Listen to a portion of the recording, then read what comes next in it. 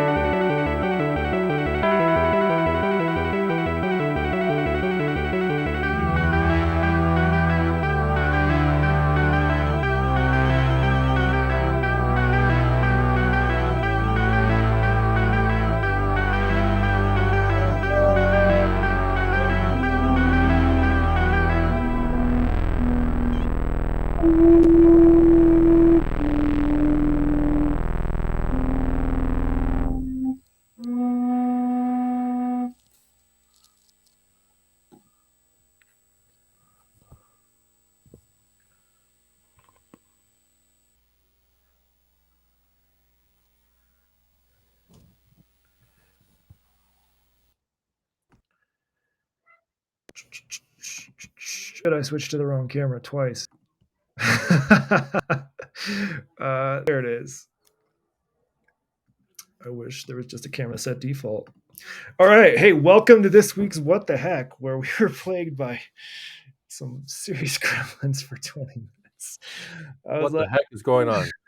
yeah, yeah. Well, I was saying different words, but I wasn't sure if we were on the air or not for some people, so I kept my mouth shut. Um, all right, we have Stogo Shuffle, I think for the first time, right? Yeah, I think so. All right, welcome to What the Heck, and we've got bar talk. Let's do super duper fast intros because I do want to do like a holiday stream at a certain time later, so I have to like eat dinner and all that. So, who are you, and what what is the most holiday of modules? Like the most holiday module, Cool. starting with Stogo. Sure. Yeah, I'm Nick, aka Stogo Shuffle. Got into Modular probably about 8 months ago. Since in general about 18 months ago. And yeah, my most holiday module, I'm guessing is probably the Expert Sleepers FH2 here, just because it's all blinky. I've got like a, I've got like a what is it? A divkit oct kind of script thing running. So I've got Uh-huh. different LFOs. It just looks cool when it's not doing anything else. That's awesome. That's a good one. That's a good one. All right, bar talk. All right, can you guys hear me? Yeah. All right. So, let me see. My For blinky lights, I got the Batumi LFO with little Christmas lights blinking. But I was thinking the Trogotronic M1 VCA because it's red. And then there's also the OSC3 oscillator because it's so pretty sounding, and you've got like a third and a fifth coming out of one module, and it just sounds really, really pretty. Yeah, this is a hard question for me because do you go for sound or do you go for lights or some other like a name? Like Right. if there's like a Grinch module, which there should be 2 HP if you're listening. Come on, Grinch module. Anyway, I think mine like are the two modules next to each other, the 3X MIA and the Oct next to each other have just the right combination of green and flashing white lights that feel like super Christmassy. And yeah, I don't know if I was going for a sound, I'd probably like if I there's some mutable ones that do some really nice FM bells, but I don't have any of those, and I haven't played with braids enough to know. So, um, but I am using an FM or a mutable FM for bells via the Micro Freak because they collaborated on it, um, or whatever. What about hey Antone, Forrestine, DJ MJR, welcome. Shock value. I'm Woke sure ass enthusiasts in Messiah. there. Yeah, we got everybody in here. Like, what's your most Christmas module or holiday module? Not Christmas, could be any holiday. I guess. Yeah, and yeah, what should we talk about today? I only have one Let's topic. interview Stogo Shuffle. You're the Yeah, newbie. let's. Yeah, yeah. Okay, tell us what I don't know. What got you into modular? That's the easy one. It all started with a little pocket operator. I mean, I've always been into like electronics and music and stuff, and I always thought that uh, synths was kind of out of my price range, and had the little pocket operator for $50, a little arcade one. Had fun with that, and then I found out the Volcas were only like $150, and it's just like Wait, a slippery slope wait, into hold on. You started with the arcade, which is one I think probably my favorite of all pocket operators. Like that's yeah, really that's lucky. yeah, that's the one that I, after looking at the one that you could get kind of the most song out of, whereas the other Yeah, ones are kind of like a bass. But yeah, that was really cool. yeah, yeah. That's Been cool. like and then yeah, just And then some Volcas. Which Volca did you go to next? Like, were you like, I have to make a little band with the pocket operator and a Volca, so you were complementing yeah, each other, or yeah, because they have the sync outputs. So I got the Volca keys because it was an analog one, and it was it actually sounds pretty cool for its price, and kind of had that synced up. And then I think I got a key step to control it with MIDI and do some basic sequencing, and it just kind of went from there. I got the Volca keys, and then I think the Volca FM, and then onto I think the Micro Freak was my first kind of bigger synth. oh, I've still got that. I've just been working on kind of getting that hooked up through MIDI through all this because I just got the SQ64 as well. So cool. I'm trying to get them all playing nice, and it's been a bit of a pain. So Yeah. those Volcas, you can link them together, right? Yeah, they've Yep. got like a sync input, sync output. So what does that allow you to do? Does that just sync it so it's like a master clock type situation where if you start one, they all go, or does it actually send other data? I know it's purely just a clock pulse, It's little clock, over and I don't think Okay. I can't remember because it's been a while since I had one, but if you hit stop, I think the clock stops. Is that right? Like Yeah, that's I how think they so. managed like to do the play stop thing with it. um yeah, that's cool. Like that's eerily similar. I saw a pocket operator and like a high-end like design fashion electronics store in Telluride, Colorado, which is like a ski town. They had that thing marked way the heck up, which I didn't realize, but also I didn't buy it because it was really expensive. But then I did look it up later, like hoping to get a use of it. And I was like, hey, it's not so bad. Then I also went down the Volca rabbit hole, and getting Volcas and pocket operators to sync is doable. But when you start at zero, like you have no syncing experience or anything like that, like it's kind of hard. Like I found it like kind of difficult to get right because pocket operator wants like a specific pulse, or if you want to sync from the pocket operator, you have to use like the hidden command to essentially split the signal, get a splitter for the output, that kind of stuff. Yeah, and there's like all those different modes where it sends audio on one channel and Yeah. and clock on the other. So it's like non-trivial, but also like pretty fun, and like I didn't feel like it needed to be all that good at that price point, I guess, because it's tiny and fairly inexpensive. I did struggle like with, I think what you're going through now. I also like hit a huge wall is like trying to sync like external gear and modular gear, or like just sync gear together in general that like aren't always like wanting the same types of sync signals or different clock rates or whatever the thing is. They might want 24 ppqn, or they might want like 4 or 8. Like getting those all just right is somewhat nightmarish to me. Yeah, right before I got into Eurorack, I had circuit tracks, and I had that as kind of the main brain, and I was trying to get the MIDI figured out so I could have my key steps I could play into the circuit tracks, and then have circuit tracks be the master clock, and then I would get into some kind of loop where clock signals were being repeated, and it would just kind of overflow, and it was like really, really difficult. But I got a really cool piece of gear called the MIDI hub, and that lets you do filtering. It's got like 4 inputs, 4 outputs, 4 virtual MIDI things, and then 4 USB MIDI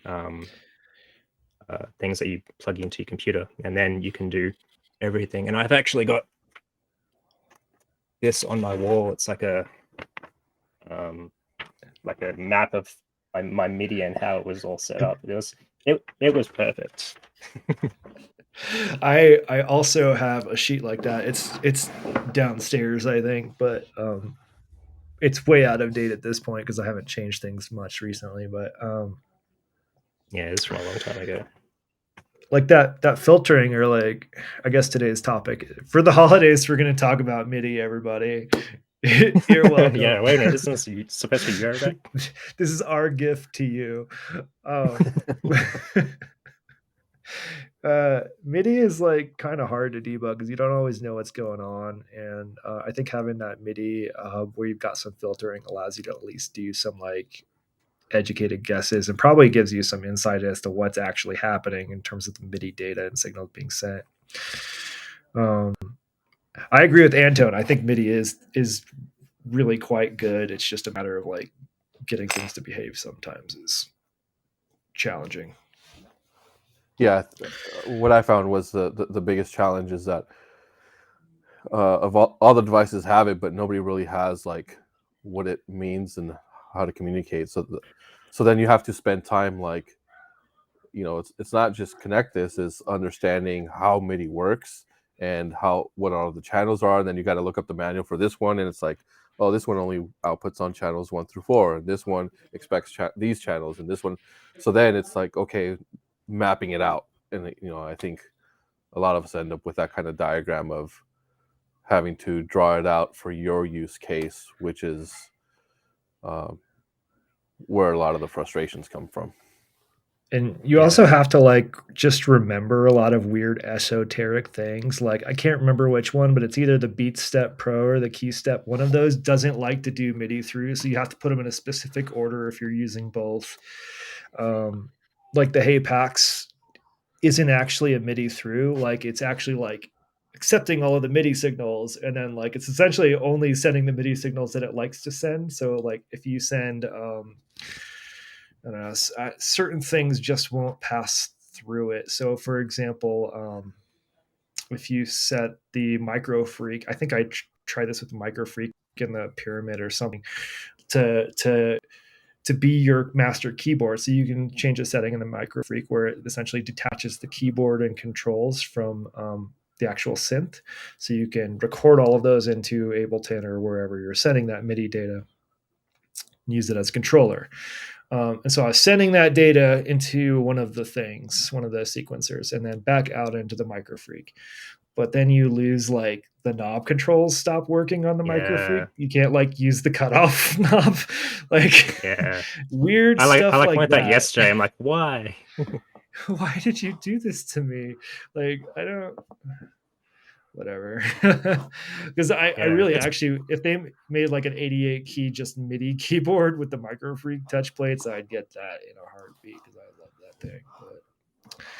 But yeah, it's pretty funny that as complicated as like a fully patched rack, it's like much easier to kind of figure out what's going on here than it is like a single MIDI cable going somewhere. It is. I do want to make a MIDI controller or two next year. I think I'll probably make two if I make one. One will be like an actual MIDI controller that I can have fun with, and the other one will be just a button or maybe a kill switch or something that all it does is send like the MIDI kill command. Like big panic button. Yep. That's all I want to do with it. Yeah. Well, when I first got into Eurorack, I really liked not having to deal with MIDI. I kind of went away from all the desktop synths and stuff. But now I've been in it for kind of long enough that I want to start trying to incorporate it back in. So it all started. Eurorack has its own. Yeah, go ahead. Sorry, go ahead. I got excited. I was just gonna say it started when I tried to get the outboard mixer going, and then I decided to rewire everything. I just kind of went down that rabbit hole.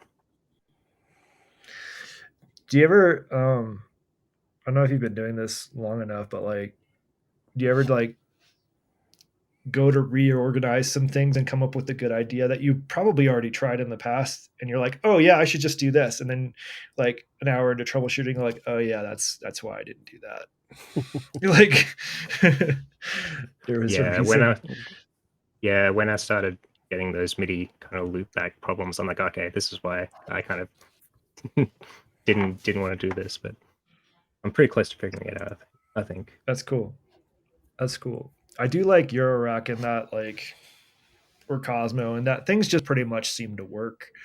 And their own challenges are there. Like, I think some modules are a little stricter about the exact clock signal they'll accept, and that strikes often. I saw somebody complaining about it in one of the discords, or just mentioning it. It was less of a complaint, more of a mention, where like all of a sudden, like, you know, when they got this new module and they plug clock into it, nothing happened. So they had to like put their clock into, I think, mass and add a little bit of voltage to that clock signal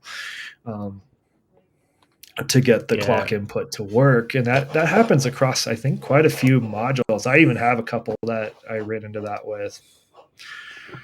I run into issues with the reset signal as well, because some of them, if you send the reset at the exact same time, it resets on like the next beat rather than. Oh, interesting. Yep, I've heard about that one, but I've never experienced it, and I would just get super frustrated because it would constantly be bumping up a beat in the sequence, right? Or maybe the other direction, I'm not sure. Yeah, or it'd just be kind of offset by. Yeah. I just keep everything out of whack and then just say that's what it was supposed to be. Yep. I mean, I think that's a good point. Like, that's something I've been really embracing recently, is if like I get overexcited and do like, I don't know, like a filter sweep at the wrong time, I'm like, or like even worse, I hit the wrong pattern halfway through and I haven't like timed it right. I just do that a few more times so it sounds like I did it on purpose. Right. It's like if you hit a wrong note, hit it again louder to make it seem like, I meant to do this, louder, coming again. Make the stink face, you know. They just need comp or something. Yeah, like I don't even think Euroracks like that good at being a standard anyway. Like there are like agreed upon things that most folks do, but like sometimes they work. Like Pam's doesn't even like to play with the new Pams. Like, come on. Oh, really? That's funny. Yeah. I forget which direction, but if you're like trying to sync one with the other, it's like they're not happy about it. Too many Pams. 3 legs is enough. I think that was one of the reasons I got rid of my PAMs is because of the PPQN and having to figure that out with some other module I was messing with. And then I was like, you know what? I'm gonna figure this out a different way. There's always different ways to do things.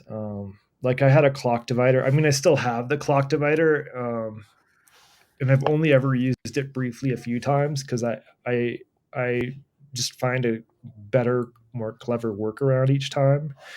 In this case, my workaround was that I had extra gate signals, not extra gate channels on one of the mutant brains not being used, and I was like, oh, I'll just put a few different clock divisions on there, and then I can just like plug into the one that I need, and like done. Few reset signals, like done. Yeah. Rather than fight a clock divider each time. Not that clock dividers are bad by any means. No, they're good, and I should probably learn how to use one, but yeah, I've got one of those rotating clock dividers, and I always see demos of people making really cool beats and stuff with it, but I haven't been able to get that much out of it. Yeah, I'm actually thinking that's probably it's a really Christmas good utility module that people should have. Antone has 2 and rocks them, so we gotta have Antone do like a clock divider episode, or just like do it on your own channel and we'll share the crap out of it. I don't know, whatever you want to do. Like, yeah, clock dividers are pretty cool. There's some clock dividers that I think are really performative and are really attractive to me. Like the Tempe is one of them by Make Noise, where you're sort of like tapping in things and it's sort of dividing and like doing a lot of interesting things that way. It's not really calling it a clock divider is like an understatement because it's one thing it can do, but I just like that it was very like performative. I'm trying to think of what else. I've also been debating like seeing if I can turn my I think I can turn my sequential switch into a clock divider. That should be fairly straightforward, and something to be fun to try. Yeah.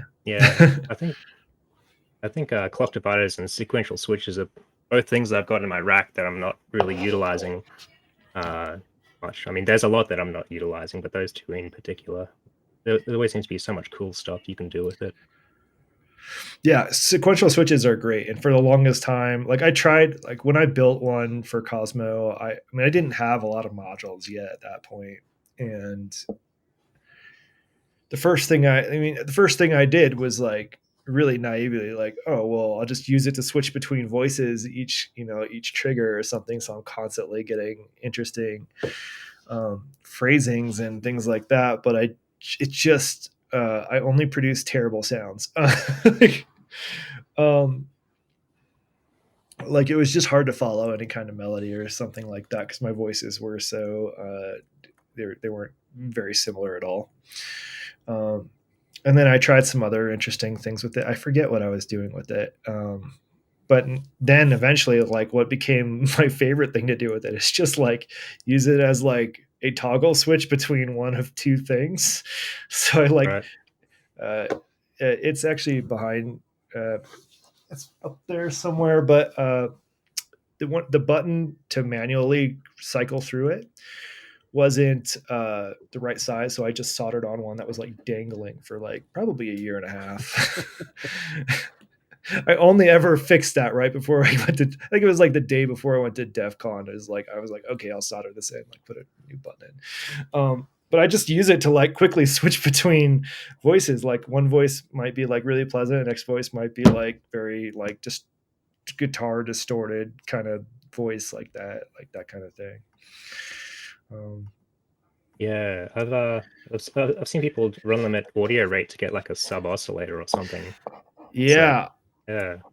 Well, I did that That's pretty cool. too, but I didn't like it because it just sounded like square waves, or it either was like it just sounded like a lot of square waves because it wasn't there was no zero crossing module involved, so it was interrupting waves and just creating a lot of square Right. waves.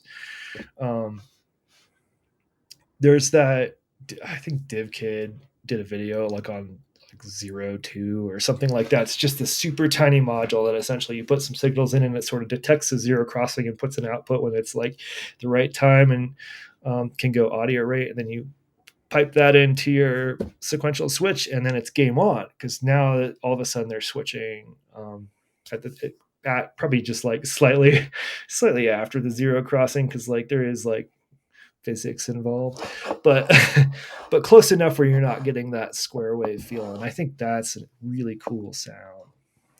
The problem is that module is Eurorack and my sequential switch is Cosmo, and the closest they can be proximity wise, unless I like dangle one out, is like a meter. More likely they would be 3 meters apart in cable, and then you add like just a little bit of latency, and it probably ruins it. I don't know. Right. Yeah, that Cosmo seems cool. Is that pretty much Eurorack compatible in terms of voltages and whatnot? Yeah. Is it just the format that's different? It's just a different size is the only thing. The power supplies, voltages, everything else is identical. Cool. It's just like fun size Eurorack. So there's nothing stopping you from making like a combination rack and having like a row of Cosmo and then a row of Eurorack. I have that actually right yeah? behind my head. Sorry, I'm gonna embiggen me because maybe that'll help, because I don't have camera set up. But there is someone made a they called it a Cosmo Euro playset, but it's essentially just a big PCB with a hole in it that you bolt a couple of rails on, and then there you go. Sweet. Done.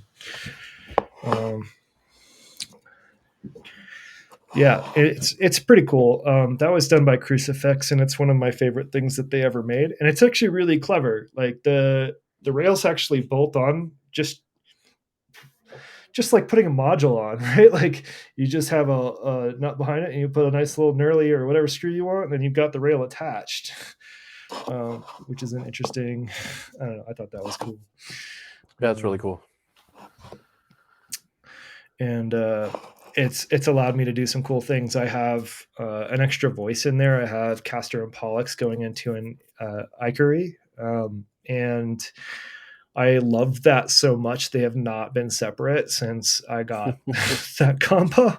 Like seriously, it's just been that way, and I don't want to remove it because I really like the sounds, and like I think there's subtle things that other folks might want to fix about them, but I just love it. I love the some of it. Anyway, I also have what else do I have going in there?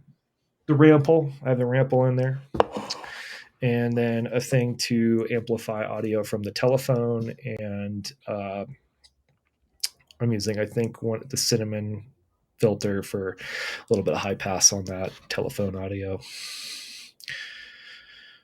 because you got to get the effects, Yeah, that whole telephone thing's a really cool touch. Yeah, I quite like it, and I actually I did that. I think I saw somebody singing into a bullet mic. It's probably Jack White or somebody like you. Yeah, he's the one who has the bullet mic, the green bullet that comes out of the guitar, right?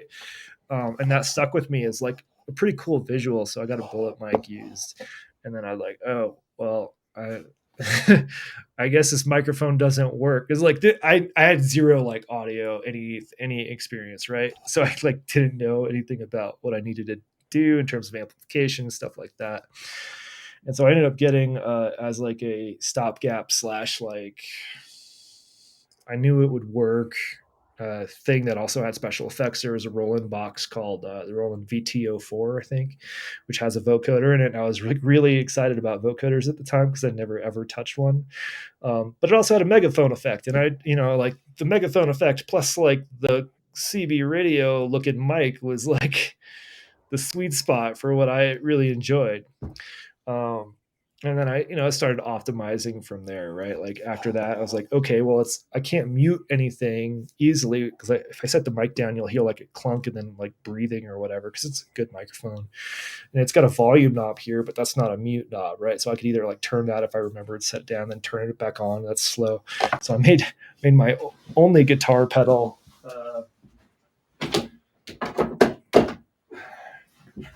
Just for this, which is just a mute switch. It was named by somebody, I forget who it was, but I was doing the live stream of the build and I was like, what should I call it? And they were like, Shut It Loser. And I was like, it's too good to not use. It makes me laugh. It was said in jest, not serious. But anyway, now I've got a thing that I can mute and unmute and then set my mic down, right? And then I saw, I think, a Simon the Magpie video about like he like messed with the telephone, and I was like, oh, that'd be cool. So I went and did that in a really hacky way. I did like the telephone and modified a telephone cable to have a 1/4-inch jack on one side, right? And then like the next day, right, like after I played with it, I was like, that's cool. I wish I could hang it up. But it occurred to me that there's like a physical switch in the base of the telephone. So that solves your mute problem. I went to the hardware store and I was like, I guess I need to find out if I can buy a phone cable now. Like, went and did that and then modified that switch to be a mute switch, and kept doing that. It's pretty good. And then you get the cool kind of hang up sound effect when you put it on. Yeah, I thought that would be super loud and annoying, but it's not bad. Oh, yeah, it's not and bad. You don't hear that anymore. Because no one actually hangs up a phone anymore. Yeah, and then on this, I made one for Bar Talk, and then I made this one, and on this one I realized for whatever reason on this one, might be because of the length of the cable or where the cable is, I was hearing a lot of feedback when I'd hang up because it's a floating ground or something like that. And then I'd noticed in something I had taken apart that was similar in design that there was like a resistor between ground and like one of the things, and so I took the resistor off, measured it, and like added that. And now when I hang up, it's silent.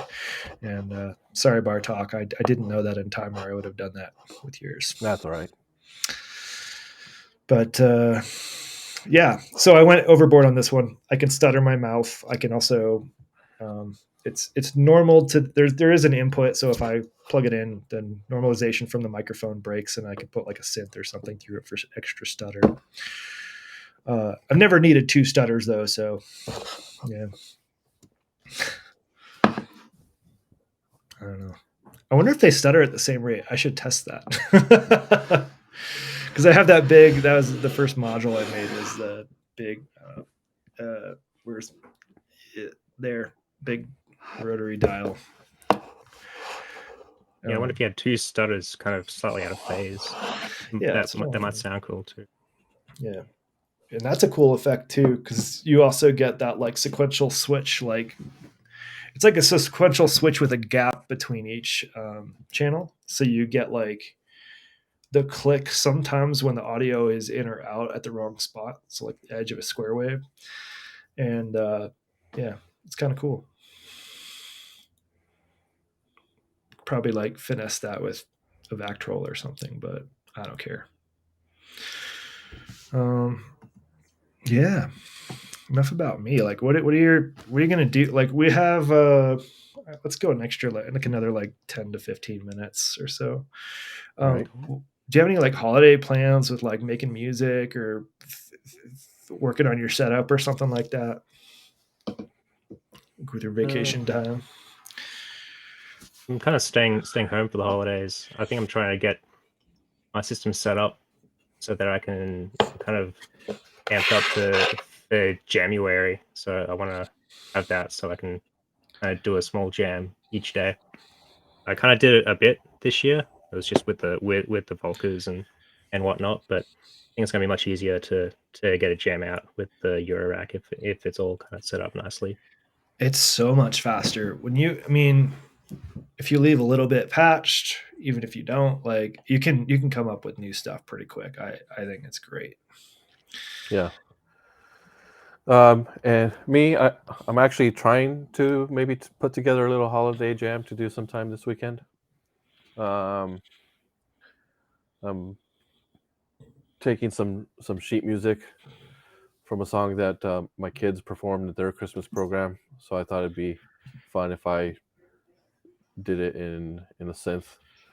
That's cool, but it's not just like a regular holiday jam, right? Like you said something about it being like holiday horror, right? Yeah, it's basically they detuned, they turn everything minor, so it's got some it's a Christmas jingles in there that have been like Metallica Christmas special kind of thing. Like they just drop D everything a little bit, you know, like detune it. so yeah, so it's kind of a little like just on the sad dreary sound. So, and then of course, using like the Liquilic Iteratas for the bass makes it even more doomy. But I got to transpose different parts, and so I'm going slower than usual because it's been a while since I've done some transposing, and I'm trying to get it done in time. How are you sequencing it? Are you using the Metron to input everything? No, the black sequencer. Oh, the black. Okay. Yeah. So just putting everything in the black, but I've had to do like a lot of math and try to figure out like how many bars, and I gotta then break it down. And the black sequencer does BPM wrong in my opinion. So then I have to I had to figure out first how I was going to make that work with a Metron, and then now I'm inputting everything to try to match it up, and it's just taking me a lot longer than I was hoping. What do y'all? I mean, that makes sense. Like I did some transposition recently. Like I was going from like I'm I'm doing a version of a track I've already done, but I'm migrating sequencer. Like it's a different sequencer this time, so I had to like transpose it. I mean, not transpose, transcribe everything from one sequencer to the other. Yeah. And one does triplets really nicely. I can just go boom 3/4 done. This one I'm like okay 75%, but like I have to make sure the whole like I have to do a lot of like janky things that made it like kind of horrible. And my sequencer in particular, like I think both sequencers have this problem where if you're in anything other than 4/4, right? If I start a sequence, like turn on a sequence, like sort of unmute it at the wrong spot, it could start halfway through the sequence. Like I don't know when that's going to happen. Like I never know. Like it could be like it's like a 50% chance it'll start at the beginning, or like not even the beginning. It starts not even halfway. It starts at the beginning or like 3/4 of the way or something like really goofy like that. And then it's just off for the rest of the bit. It also does a funky thing. So to get around that, I have to set every track, like every single pattern, every single track to restart when I play it. So I know it'll start at the beginning. But then I can't do the fun thing I like to do where I've got like 4 or 5 things playing, including drums. And I'm like, okay, it's about to be a drop. I'll solo, one of the tracks. So I'll like hit mute on everything and then hit go on that one thing. And there's enough of a delay where like that one thing, you'll never hear that mute. And then you'll hear the end of that riff, right? Yeah. except for I've got them all restarting. So if I do that, like I mute everything and hit the unmute on that one, it actually starts that one at the beginning again, but on like the last bar of its phrase. Really weird stuff like that make it really just a pain. Like I really wish there was better ways to do some of this stuff. Yeah, I'm only just getting into proper sequencing in Eurorack because I just got the SQ64. Oh yeah. So everything before now has been just like a Turing machine or some LFOs into quantizers. One feature I found so far on the SQ64 that didn't have on my other sequences, like the circuit tracks, is the ability to rotate a sequence. So if you're like playing something in and it's slightly off beat, especially if you're like quantizing, you can just kind of like twist a knob and kind of line it up. Or if something, like you said, is kind of playing out of phase, you can just kind of twist it and try to line it up. I mean, there's some things that's really fun for, like, if I'm doing like a really mellow ambient thing, like I do not care if things line up. Like, you Right. get a lot of happy accidents sometimes, like Mm. where like the bass line starts later or something, and you're like, oh, cool, this is actually better. Cool, I'm just gonna let that go. Yeah. Especially if the chords just magically line up. Yeah. And even things like Euclidean rhythms, just having a kind of a rotation arc can completely change the feel. Totally. Rotation and like sequence speed, I think that's another cool one. I really like other sequencers that have the ability to do that nicely. So like the BeatStep Pro, and I think the SQ64 does this too, where you've got like the ability to quickly change the sequence from like 16th notes to like quarter notes or whatever, which totally changes the feel of the whole track. Like, and it's just really fun to do. Yeah, cool or even to triplets or something. Yeah. Quickly, oh yeah, going quickly to triplets is pretty cool. Actually, the pocket operators, like, they're like kind of a good and really bad thing to start on because they sort of spoil you because they have these really cool effects, right? Like they go to triplets, they go to like some I forget, some sort of stutter step thing, like all sorts of cool stuff to quickly shift the sound of it. Yeah, you can do like a filter sweep to a drop. It's like it's all pretty easy. It's right. And then you really get fun. like a $200+ sequencer, like, and you're like, what do you mean I can't do anything cool? Like, all I can do is like sequence things one button at a time. Like, what are you talking about? You've got a beat repeat, cool, but nothing else. Like, what are you doing? I don't know. I mean, there's a difference in that, like, they've got their sound engine tied into the sequencer, so they can do some of these things, but it definitely like really was kind of a bummer when I get into these proper sequencers and I'm like, this is lame. You could do so much more. Yeah, the arcade pocket operator was great for that. You could even it had the chord mode and it had like a sidechain built in. It just sounded so cool, and it didn't matter kind of what sequence you kind of punched in for the chord progression. It was like it always sounded good. It always sounds good no matter what you do, and that side chain is clutch because you can actually sort of like fade in your chords a little bit, maybe bring out your drums, mute your drums for a second, and then start like slowly pumping it. Like, you can do a lot of fun performative things with it. It's just really cool. It's like, that one's not going anywhere. It's there, and it's usually the one with batteries that work. That's how you know it's a machine you love, is when the batteries work.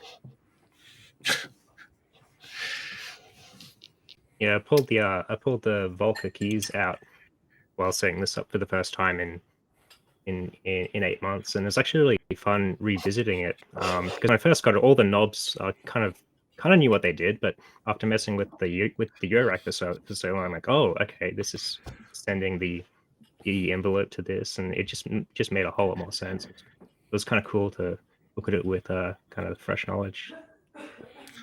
That is a cool benefit of Eurorack. I mean, like, I had other like modular, semi-modular stuff and things like that, but nothing ever clicked until like I built Cosmo, right? Like, I built the oscillator and the VCA and the envelopes and stuff, and all of a sudden now I understand how a voice works. Then I look at like my other synthesizer again, and I'm like, oh, I know how to use you now. Great. Cool. I just wish I could send this to this. Yeah, some of that. Like, I think it's okay for things to sound like what they are. Like, I think people that get too concerned about like plats or braids sounding like what they are, like, cares? Like, don't ever get a guitar if you're worried about that. Yeah. Violins have sounded the same for a long time. Right. Like, it's okay for the instrument to sound like the instrument. And yeah, you get the idea, like, oh, but it would be really cool if I could do this. And like, there's like, if it's a popular thing, someone's made Eurorack modules to sort of sound like it. So like my synth is that my Desert Islet synth is my MS-10. It's not any of my modular. It's just the MS-10 is perfect. I don't think it needs anything else.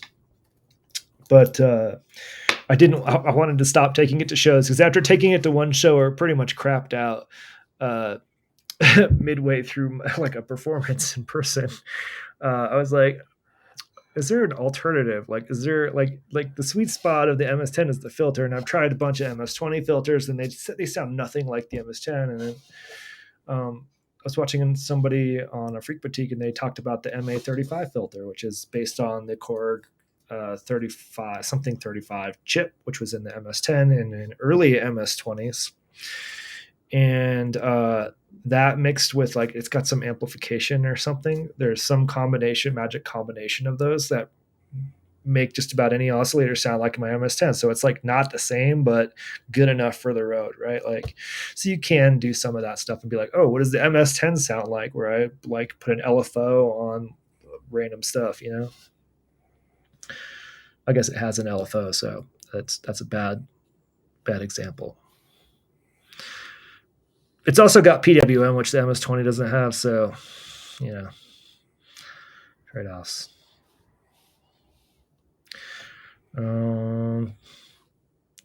Capabilities of the Analog 4. That'd be a cool one to compare. Yeah, that's cool. Yeah, I think just like anything sound designed or synthy just like got easier after Eurorack. Like apps got easier, like make stuff on my phone because I'm like, oh yeah, it just needs a little more blah blah blah and done. Oh, that's cool. But I don't think everybody needs to start with Eurorack either, because like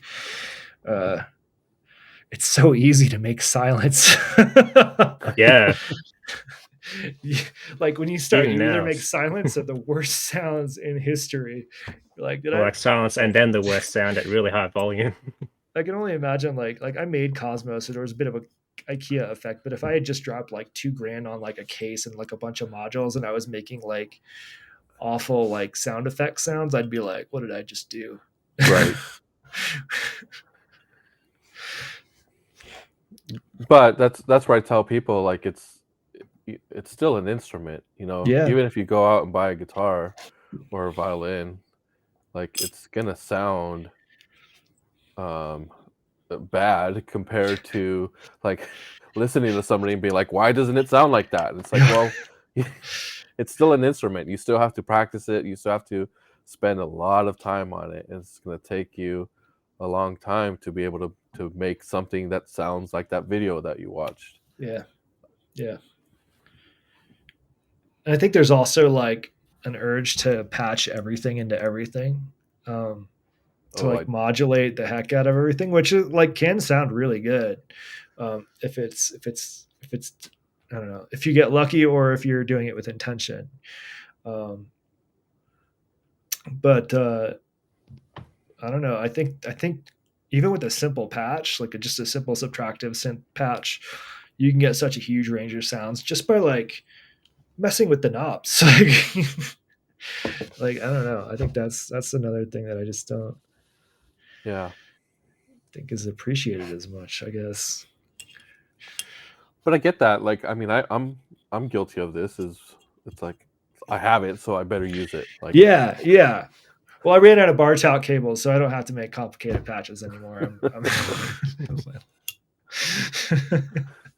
Actually, that's not true. I have 2 of the tiny ones left, but it limits what I can do. You're right. Extensively. Yeah. Well, sometimes imposing limits can kind of get you being creative. Yeah. I just picked up this patch card game, and it seems to be mostly about limits. Like you kind of begin a patch based on some kind of idea, and then you draw a card, and then you have to like unplug half your cables to try to I also Yeah. got it, and all I've done is taken the plastic off. I've not even opened it because Right. I was gonna play it with Bartok and Eggs and Egon, but I forgot. Yeah, we should totally do a game. I've got like there's Yeah, like a second one here. It like it's supposed to help you do kind of two-player. There's some pretty cool cards and it'd be pretty fun. Or like, yeah, it could be a good January stream. January, like if you're struggling, just like pop it open and get to it. Oh, that's good. Yeah. Um, January. I want to talk about January real quick. Like that's one that I've always avoided. I don't. I'm not. I don't love commitment to things. Like I have a fear that if I'm like, okay, I'm gonna stream every day, I'm gonna hate streaming by like January 20th. Like, and I also don't feel like I am not making like my sense don't they get a lot of action unless I'm like literally away from this house. Like it's not like I don't need the extra inspiration to do it. But well, that's the thing, Anton. Like when I do things, I like to go all in. And like if I'm gonna do January, I'm gonna do January every freaking day. But I might try it this year with like a relaxed attitude about it. Like do some like soft pop jams and things like that. That I don't do that often, but I probably should. yeah, I did it last year, but I think I only did it like maybe 5 or 6 days out of it. But it was fun. I think some of them were even just like little 10-second things. Yeah, It was that's like pretty cool. fun just to try different things because you don't want to be doing the same thing each day. So you kind of try something different, and sometimes you come up with something cool and surprise yourself. Yeah. Yeah, I think that's. I mean, I think I'm going to try it this year. So I don't know. I'm not. I mean, yeah, 50. Yeah, until maybe I'll do commit to like 50% of January or something like some reasonable number. And if I go over that, fine. Wow, that was a good burp. I apologize. Um, Luckily, I didn't want to mess with my setup because I'm going to do that holiday stream after this. Well, I'm going to get some dinner and then do it. So I didn't plug in the microphone, or that would have been really very traumatic for everyone listening. Which picked up the bass of it. Anyway, you're trying to get an album done the first week of January. That's pretty intense. Oh, See, that's so what I'm thinking actually for next year. Like, I've got some goals. Like, I don't know if you want to talk about goals for next year. Should we hang out, like, talk about that next week? Because it's like next week might be a good, like, New Year's Thursday one or something. Talk oh yeah. about some goals and stuff. Yeah, let's save that. Stash Yeah, that. let's save it. Anyway, I do like January because it's one of my favorite times to work. Work is slower because people are on vacation, and I can just get so much done. But also, there is an unlimited supply of cool synth like performances like every day, thanks to January. So, very much appreciate it. A month of 30-second clips. Yeah, I have a bunch of things I'd like to try next year that involve more streaming and video. Anyway, I don't want to get too. I have to run and get some dinner, but Yeah. yeah. Does anybody want to talk about anything you want to share or self promote or anything like that? So we do have a sign up for New Year's Eve stream. It's on the Discord. I'll put a link to the Discord right now. But it's just self-monitoring. So if you see a spot open, you want to jump in and take it. Go ahead and sign up, and yeah, it'll be fun. Yeah, the New Year's stream is always freaking awesome. I might sign up for a section. We'll see. Yeah, what else? Bartok, keep an eye out for the horror Christmas Bartok themed If I can special. pull it together, yeah.